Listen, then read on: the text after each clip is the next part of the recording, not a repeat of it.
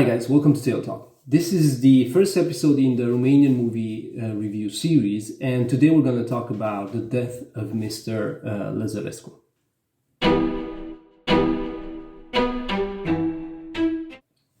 The death of Mr. Lazarescu is the kind of story whose ending you know from the get-go. Mr. Lazarescu, the main character, will die by the end of the film, or by the end of the story. So even though that's obvious, I'm still gonna ask the three questions that I usually ask in a review, and I'm gonna detail each one. So, what's the story? How is the story told? And why should anybody care about it?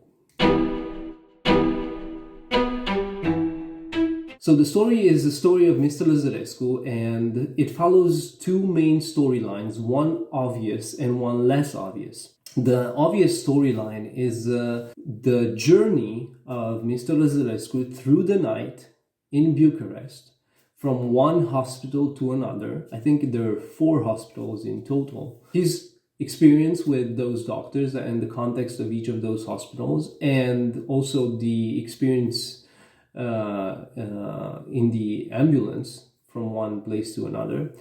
And of course, by the end, his death. That's the obvious storyline. The less obvious storyline, its roots stem from in an interview that Cristi Puiu, the director of the movie, gave, where he said that the death of Mr. Lazarescu is part of a trilogy that deals with the condition of the actor, the condition of the writer, and the condition of the audience today. So Mr. Lazarescu in that trilogy is the first, and it deals with the condition of the actor. Now, it's not very obvious whether Cristi Puiu means the condition of the actor in general, or whether he specifically means the condition of the Romanian actor today. So that's the second, less obvious storyline. We're going to follow those two storylines as well, the obvious one and the less obvious one. Each one of these uses the journey structure to make a point. Now, this point is not always clear with Cristi Puiu. He always does anything in his power to avoid labels. He doesn't like it when critics or people in general label his movies, whether realist movies or artistic movies or whatever. He says he makes. Now we have a setting. The setting is an Eastern European capital city, big city, very noisy, a lot of traffic even during the nighttime. There's a lot of people everywhere talking almost non-stop, whether it's the neighbors, the doctors in the hospital, the people in the ambulance, people on the street. There's always people talking. There's a lot of noise. By the way, there's no music in the film. There's no soundtrack, which is very interesting. Along this journey, I said the movie is a journey. The story is a journey. The setting becomes or changes from very personal and small to very big and impersonal and very cold, you might say, right? From his small, crowded and crammed apartment to big hospital halls, and which are very bright and very noisy and cold. You get a very huge array of characters. You get the almost clicheistic, if you think about it. You get the noisy, noisy in a sense, but nosy neighbors. Always have an opinion, always have a comment, most of the time not helpful at all, always have something to, always have an advice to give, not the best most of the time. So you have neighbors, you have doctors, you have nurses, you have ambulance drivers, and everybody is extremely opinionated and extremely prejudiced. And interesting to notice, everybody is extremely proud about what they know, what they say, what they do. The nurse on the ambulance is Mr. Lazarescu's only close relationship, if you will, in the story. She actually gets to speak in his name at one point, almost like a lawyer. One of the main characteristics of the new wave, as it was called in the Romanian cinema, the new wave, is the use of colloquial language.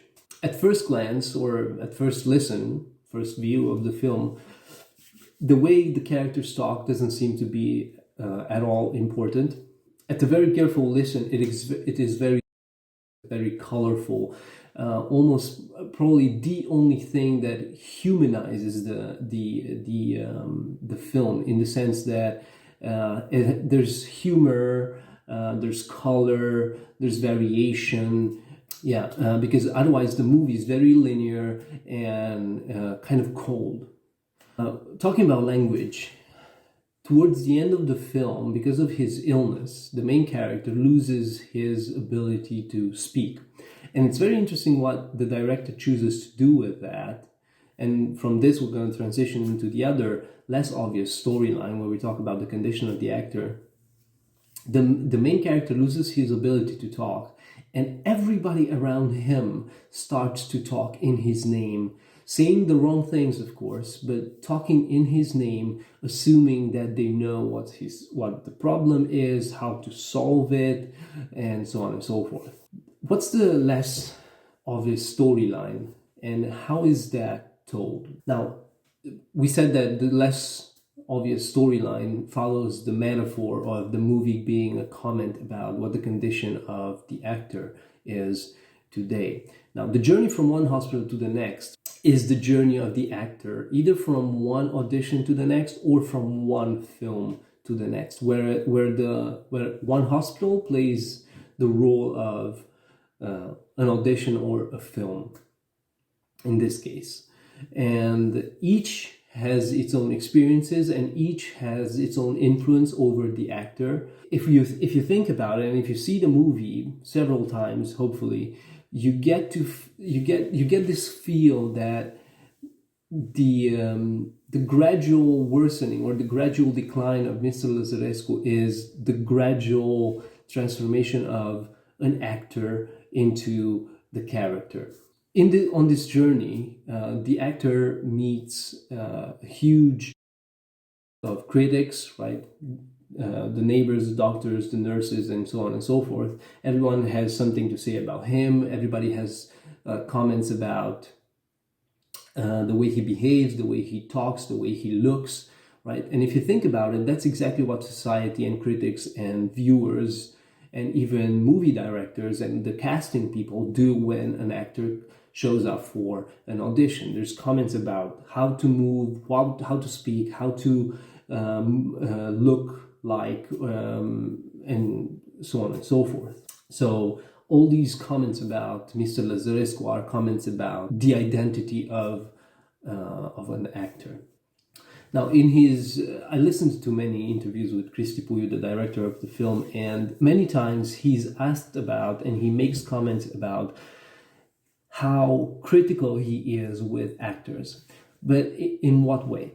He doesn't want masks on his set. He wants actors to be themselves. He wants actors to play a role with the same natural inclinations as you would when you go out as a normal person, right? You go out into society and you meet people and you do different things, right?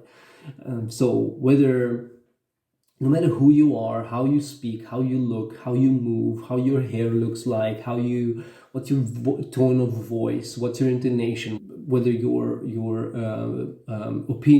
opinionated or not, whether you're afraid to speak or not, or whatever, that should come through in the way you interpret a role. And that's what Cristi Puiu looks for. And he mentioned in his interviews that he's almost every time he meets an actor during casting and during auditions, he's struggling. He has to fight with the actor in order to make him take the mask off. Everything he learned in film school or acting school, he has to take off and show who he really is, and that person to come up and interpret the role he's looking for. We get to the end of the story, and the death of the actor, the death of Mr. Lazarescu, right?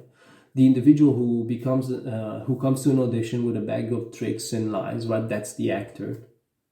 So the death of that actor is the birth of the character, as I said before, right? The lines between, I mean, this happens if Cristi Puiu gets through and actually makes the actor take the mask off, right?